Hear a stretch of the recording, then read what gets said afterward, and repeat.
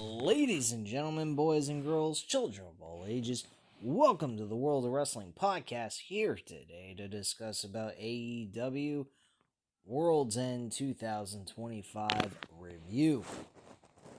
Folks, I got mixed feelings about this show based on what I saw, but one thing I will say to y'all that I am happy about is the fact that MJF, the asshole, the guy who thinks he's better than everyone else, and we know it, is officially now the new AEW World Heavyweight Champion.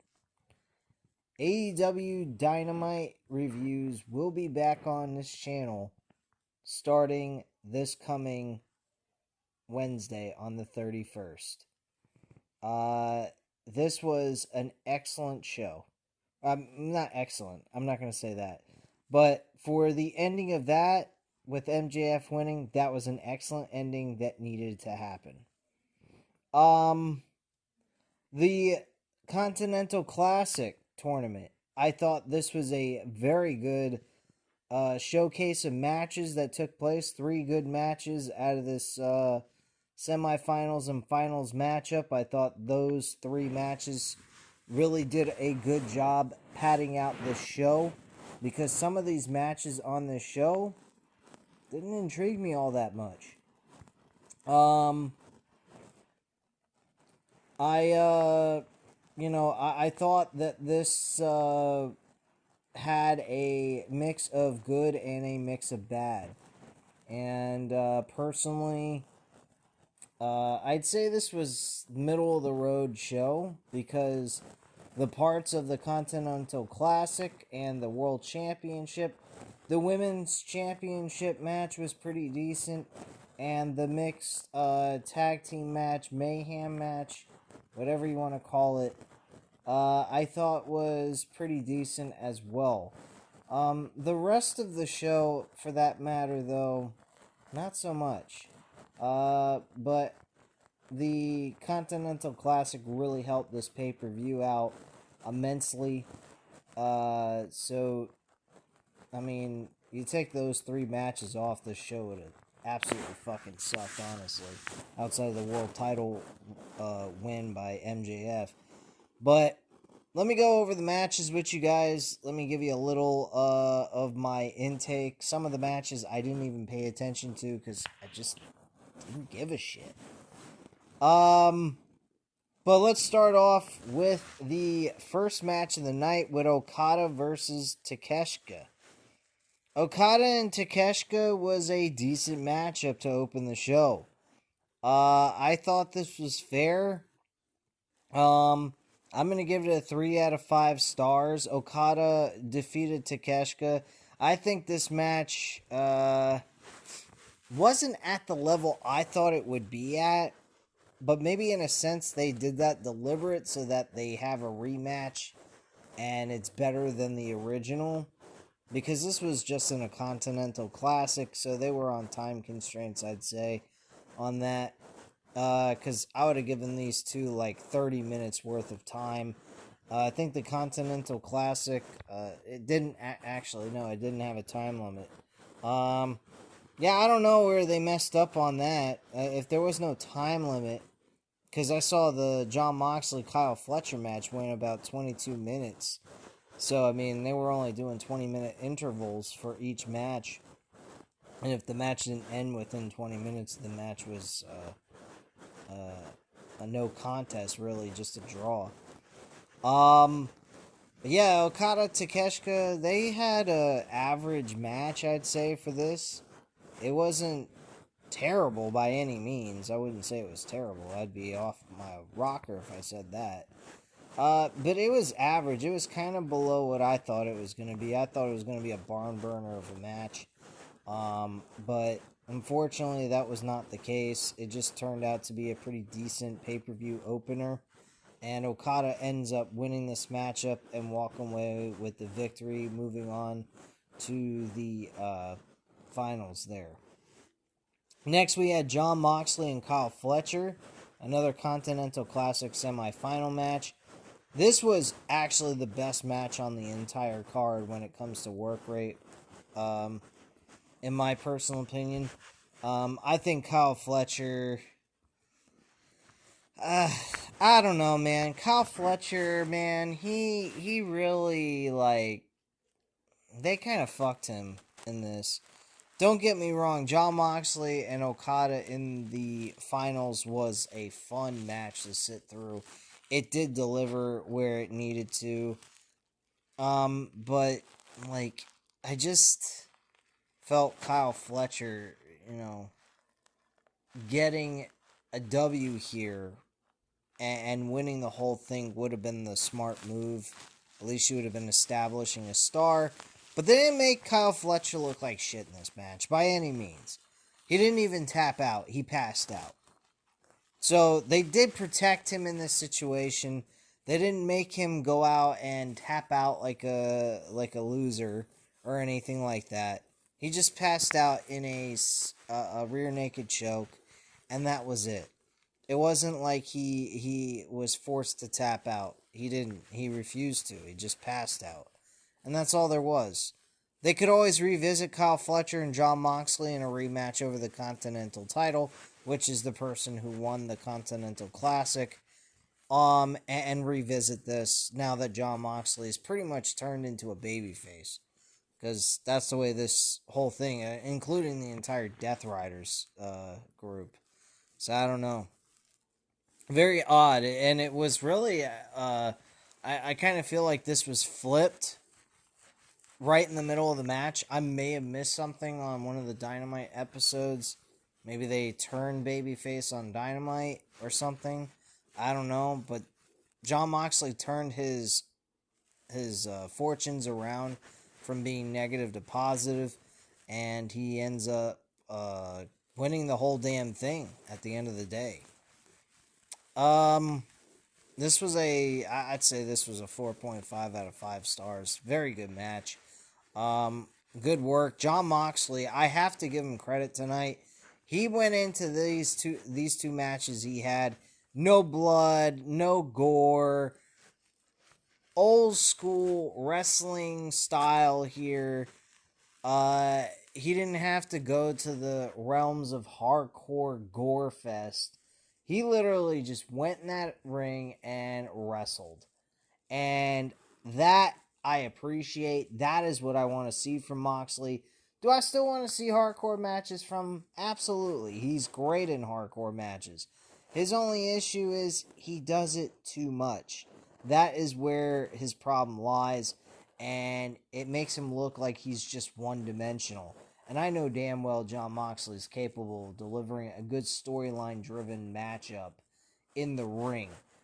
Outside of it, building up towards it, that's out of his hands. That's all creatives booking decisions there.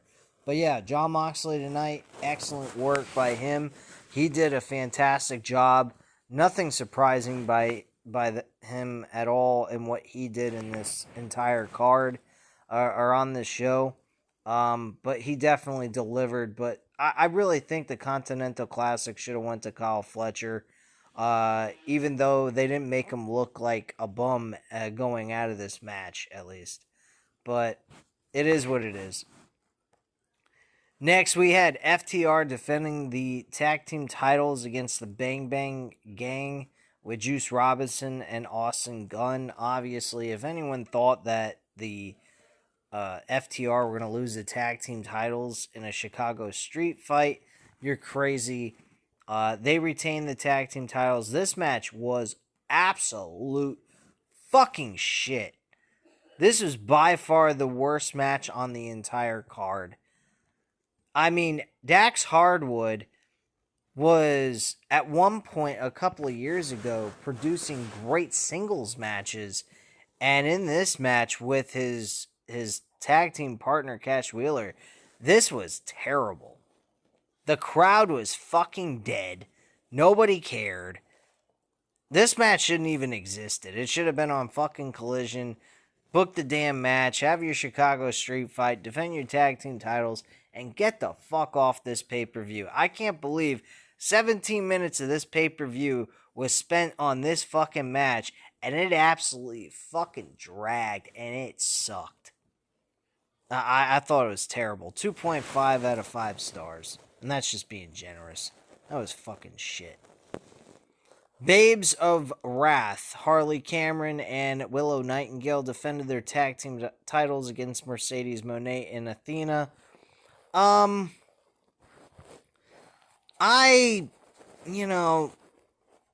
guess you can take it as it is. I'm not going to say it was terrible. It's definitely a lot better than the men's tag team title match. I'd say this match was a 3 out of 5 stars. I think the end result story that came out of it was Mercedes Moné later on in the show. She was having a hissy fit backstage.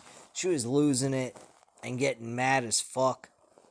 And Willow Nightingale is the one that pinned her. So she decided to go ahead and be dumb enough to then put her TBS Women's Championship on the line this coming Wednesday against her. And I think Mercedes Moné is going to lose that Women's TBS Championship. I don't think she's walking away with that title. But then once you do that, where's the incentive to anyone to believe she's going to win the women's world title after she's lost twice trying to capture it? To me, you need to rebuild her from the ground up again. So, at the end of the day, her going after the women's world title, highly doubtful for a long while, personally. She's going to need to rebuild herself at that point. Darby Allin went up against Gabe Kidd in a singles matchup, but for some odd reason, the match still turned into some bloodbath hardcore gore fest. How that happened, I don't know. I do believe there was actual weapons used in this match. The referee did not stop it or disqualify anyone, which to me makes absolutely no fucking sense. I might have been wrong because I kind of gazed back and forth. I was looking at Sports for Tomorrow on the NFL and NBA, and I had no interest in this match at all. This was just another building block towards the Death Riders, which now the Death Riders are baby faces. I mean, I can't figure this shit. Tony Khan just seems to always put himself in fucked up situations. So what, Darby Allin's not going to become a heel? Like, what the fuck is this shit? I don't understand this nonsense. Unless they've completely went off the rails on the Darby Allin chasing after the Death Riders bullshit. Now that he got his W over Jon Moxley and making him tap out. I have no fucking clue. This is just nuts. I don't even know if Gabe Kidd is still part of the Death Riders, honestly. Anyway, moving on, we had a mixed gender tag team match that was a hardcore match. Of course, they always got to have their hardcore matches included. We had Timeless Tony Storm, Roderick Strong, and the conglomeration consisting of Mark Briscoe and Orange Cassidy going up against the Death Riders of Claudio Castagnoli, Daniel Garcia, Willer Yuta, and Marina Shafir. So apparently they're heels because they're facing baby faces, which is mind-boggling. This match was fun for what it was. Tony Storm, Roderick Strong, Mark Briscoe, and Orange Cassidy, they actually ended up winning this match. This was a fun matchup to sit through. And, sorry guys, it's a long night and it's like 1:24 in the morning. I didn't get finished with I didn't even really start this event until like 8:50. I didn't get home until like 8:50 or so I was an hour behind the show finishing up and all that, so apologize for the yawning. I have just had a very long day. I've been running around and traveling around a lot, so that's my reasoning for why I'm kind of like yawning here in the middle of this fucking review. But yeah, the match was fine. I mean, it could have been saved for like a Dynamite episode on New Year's Bash or something. This definitely was a a noteworthy matchup that could have been utilized on Dynamite than anything else. I think it would have been really elevate Dynamite, a Dynamite episode when it came to match quality. This match didn't harm the pay-per-view in any way. I'd say this was a fun match, but pay-per-view wise, I don't think so. But it was fine. 3 out of 5 stars in my opinion for that. Chris Statlander, Jamie Hayter, they had a very decent matchup. I'm going to give them a 3.5 out of 5 stars for their work and what they had to offer in this match. Chris Statlander obviously was retaining the title. I didn't have Jamie Hayter anywhere near coming close to winning that damn championship by any means. So I wasn't too impressed. I mean, like, I wasn't expecting much out of this. Just good in-ring work by both women. And they did a fair job. They actually went 18 minutes and 10 seconds, so they didn't do too bad. Jon Moxley went up against Okada in the finals, obviously. He wins the matchup. There was one spot, though, man. Oh, man. This really killed my vibe for this match. It would have been, the rating I would have given it would have been a lot higher. I'm giving it a 3.5 out of 5 stars, and I'll tell you why. Jon Moxley connected with a Rainmaker, I think twice in this one spot, and then connected after that a fucking paradigm shift, and Okada kicked out before the count of 1. Now, that is some terrible selling by Okada. I don't know why in this spot they would have him go ahead and kick out at 1 before 1. I mean, that's absolutely ridiculous. But excluding that spot, this match was very good as well. And Okada ends up losing the match to Jon Moxley. Jon Moxley does not put the Continental Championship inside a briefcase, thankfully. He gives it the proper respect it deserved. He had it around his waist, then he passed it along to his other teammates of the Death Riders and had them all hold the championship up above their heads as if they also won it with him. And he included them in their in his victory, which I give him a ton of credit for doing that. And I mean, at the end of the day, this may lead to the end of the Death Riders, regardless of the fact that he went through hell from coming back from a massive deficit, losing back-to-back matches, not to mention all the other matches he lost leading into the Continental Classic, which honestly, by default, I don't even understand how he earned the right to be able to be in the fucking tournament to begin with. But he ends up winning another damn title, and in very fun fashion. So again, this match is going to be a 3.5. I would have given it a 4, but that one spot just kind of killed it for me a little bit. So I'm going to give it a 3.5, which is still not a bad rating, but still, I mean, that was a big no-no to me. I think it should have been a kick out at 2, and very close to the 2. And the Unified Championship is no more. That title is no longer existent. It was a temporary thing, and now he's the International Champion, while Jon Moxley is the Continental Champion. The shit makes no sense. The Continental Classic, with all this shit that they were doing, should have granted a number 1 contender for the World Heavyweight Championship. That's what this should have led to. And unfortunately, that's not what we're getting. They're chasing after a mid-card title in a tournament. And I'm not a big fan of that.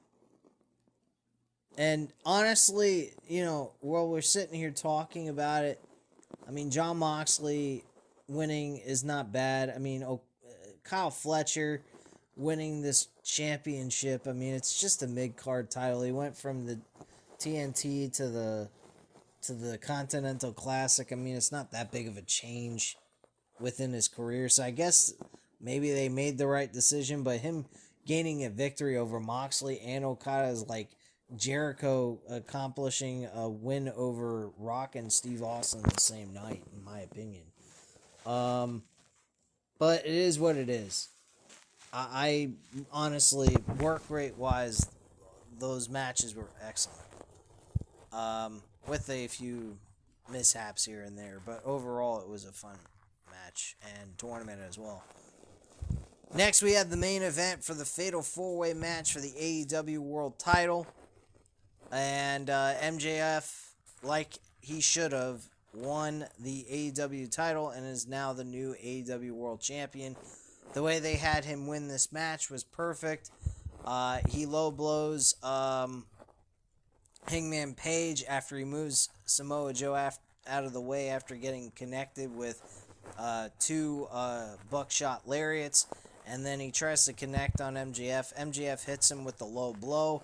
And then MJF goes ahead and hits the, I think he calls it the torpedo or missile tombstone that he connects, or pile driver, that he connects with his opponent, like his legs up against the ropes, or actually him hanging over the ropes in the middle portion of the second rope, and then he just drives his weight down on his back to make his head go forward and hit the mat flat down, and he pinned him 1, 2, 3 in the middle of the ring, and he beat Samoa Joe and won the AEW World Championship.